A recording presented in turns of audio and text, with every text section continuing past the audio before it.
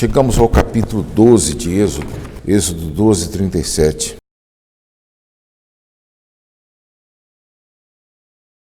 Meus irmãos, altamente informativa essa segunda parte do capítulo, contém basicamente duas informações. Primeiro, quantos saíram, e segundo, a celebração da Páscoa. Mas tem algumas informações escondidas aqui atrás, que vale a pena, escondidas não, ocultas, melhor, que vale a pena nós pensarmos nelas. Do versículo 37, nós sabemos, é dito que saiu cerca de 600 mil. Ora, esse número vai ficar um pouco mais exato. O livro dos números, que é exatamente o livro que trabalha com a numeração, as contagens, razão pela qual tem esse nome, diz que houve dois censos. O primeiro censo foi no segundo ano após eles saírem do Egito. Foram contados 603.550 homens. E o segundo censo foi logo antes de entrarem na terra, já conduzido por Josué.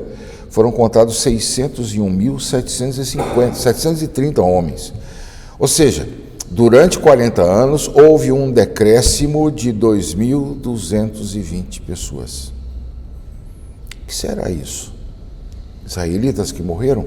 É certo, toda geração que nasceu no Egito, à exceção de Caleb e Josué, todos eles morreram no deserto. Só entraram na terra prometida pessoas nascidas no deserto. O que significa que a entrada na terra prometida foram de homens com menos de 40 anos. A peregrinação durou 40 anos. Então, era um grupo de 40 anos para baixo, liderados por dois velhos. Josué, que, conforme nós sabemos, morreu aos 110 anos. Quando entrou na terra prometida, devia ter dos seus 90 aos 100. E Caleb, que tomou parte, foi o único espia mandado por Deus para a terra prometida que se dispôs a lutar. Todos os outros foram condenados a vagar 40 anos pelo deserto.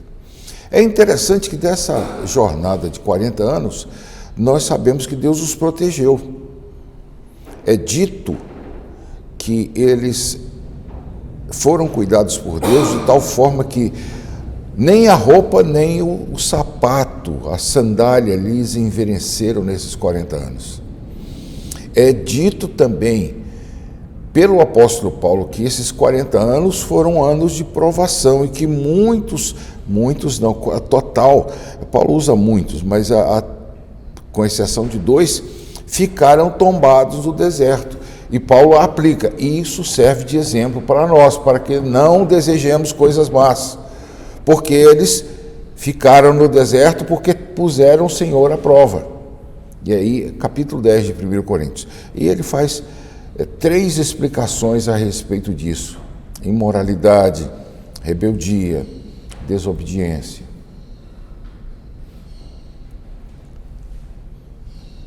Eu não sei exatamente se esse 2.220 a menos não se encaixaria no versículo 38. 38 diz: subiu também com eles um misto de gente, ovelhas, gado e muitíssimos animais. O que é esse misto de gente? Há uma grande variedade de opiniões a respeito disso.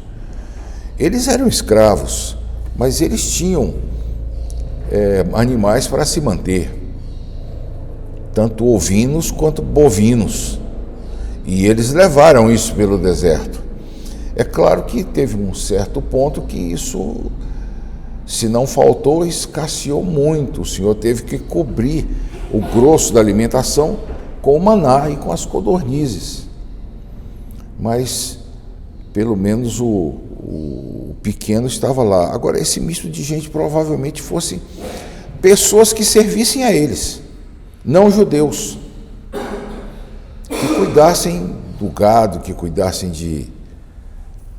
porque o misto de gente é colocado logo em seguida.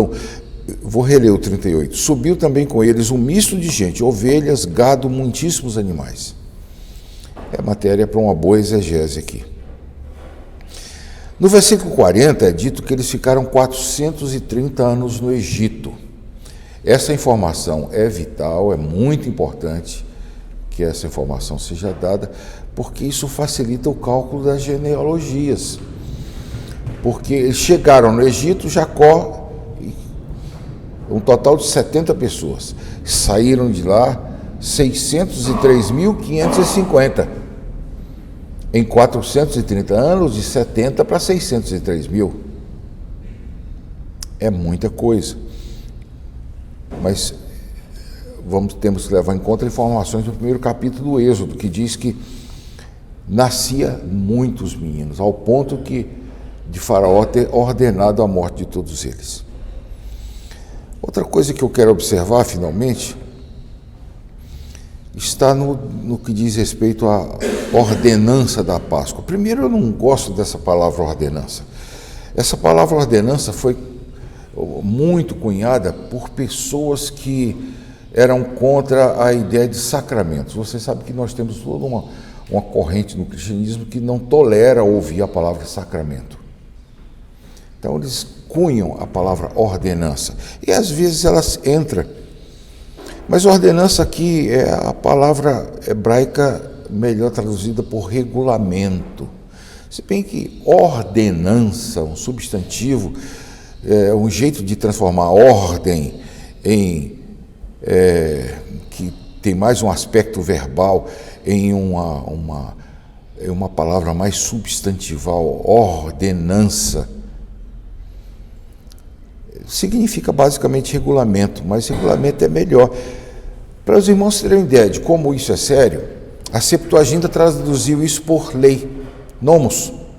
Essa é a lei da Páscoa. É claro que não está toda aqui. Aqui está basicamente uma coisa que eu quero observar. Se não fosse circuncidado, não participaria da Páscoa. E aqui é o maior argumento que você tem contra as correntes de anti-pedocomunhão. Atualmente nós estamos divididos, curiosamente, o seguinte: o cristianismo sempre foi, até o nascimento dos pentecostais, majoritariamente batiza crianças e não dá ceias para as crianças. Em 1906, com o surgimento dos pentecostais, isso foi gradualmente se invertendo. Criança deixou de ser batizada. Hoje, poucas denominações cristãs batizam crianças. Estou falando das protestantes. A maioria não batiza. Entretanto, a maioria está querendo oferecer a Santa Ceia para as crianças. Já tem presbiterianos, e eu encontro já teses de mestrado, é fácil de encontrar, defendendo o oferecimento da comunhão para as crianças, a pedocomunhão. Já tem livros escritos a respeito disso, que as crianças devem participar da pedocomunhão, da comunhão. Pois bem, irmãos, se o batismo equivale à circuncisão para nós batizamos as crianças cedo, como os judeus circuncidavam aos 8 dias, o versículo é muito claro: nenhum incircunciso participará da comunhão. Nenhum não batizado participará da Santa Ceia. Duas conclusões pastorais para vocês. Eu conheço algumas pessoas durante a minha vida, algumas pessoas que têm um conceito místico de Santa Ceia, um conceito mágico de Santa Ceia. Já encontrei avós que seus netos criados longe da igreja, na hora de Santa Ceia, levavam os netos, bebês ainda de colo.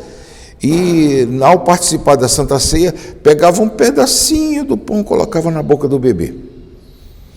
Molhava o dedo no cálice e colocava na boca do bebê.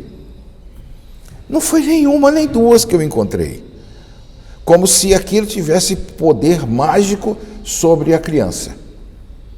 repreendi as que eu vi. Não encontrei sucesso, porque não, pastor, a criança tem que participar desde cedo. Não, calma. A criança é batizada pela fé dos pais. Aí sim, funciona o batismo para crianças, porque o pai faz uma profissão de fé primeiro. Mas a comunhão não. A comunhão a criança já deve ter professado a sua fé. Já deve ser professa. Irmãos, a melhor aplicação disso no Novo Testamento, está na ceia de Jesus. Você se lembra que Jesus mandou à frente 2 pessoas para prepararem a ceia? Eles prepararam a ceia na casa de um homem que tinha, a casa essa que tinha um cenáculo mobilado. Lá eles prepararam a ceia. Tudo indica que era a casa da mãe de João Marcos. Pois bem, quem participou da ceia? Algum membro da casa? Você já imaginou se eu resolvo dar uma ceia, uma festa, comer uma pizza na sua casa e levo os 12 amigos meus, 12 alunos meus, e digo, não, da casa não, isso aqui é só para os meus alunos. Só participa da ceia do Senhor quem é discípulo declarado do Senhor. Só participa da ceia aquele que já disse publicamente que é discípulo do Senhor. Daí a razão da profissão de fé necessária antes de participar da ceia, mesmo que tenha sido batizado. Meus irmãos, aliás, não se pode batizar ninguém sem que ela antes professe a sua fé. Ah, mas a criança é batizada e a criança não professa fé. Os pais professaram por ela e prometeram que vão ensinar ela a andar naquela fé. Meus irmãos, esse capítulo tem algumas lições para nós, lições pastorais. Primeiro, Deus não vai deixar entrar na sua terra um misto de gente, ovelhas e gado. A nossa peregrinação aqui, que é tipificada pelo apóstolo Paulo com a peregrinação no deserto, é exatamente uma purificação aqui. Esqueça esse negócio da Igreja Católica de que depois dessa morte vai ter o purgatório. Se você quiser saber a respeito de purgatório, imagine que o purgatório é essa vida, que você está não pagando seus pecados aqui, mas você está se purgando, você está levando uma vida cada vez mais santa, se santificando aqui, para que a sua santificação seja complementada quando estiver com o Senhor na glória. E segundo, participe da ceia do Senhor, mas não permita que nenhum incircunciso participe dela. Ela é reservada para os filhos do Senhor.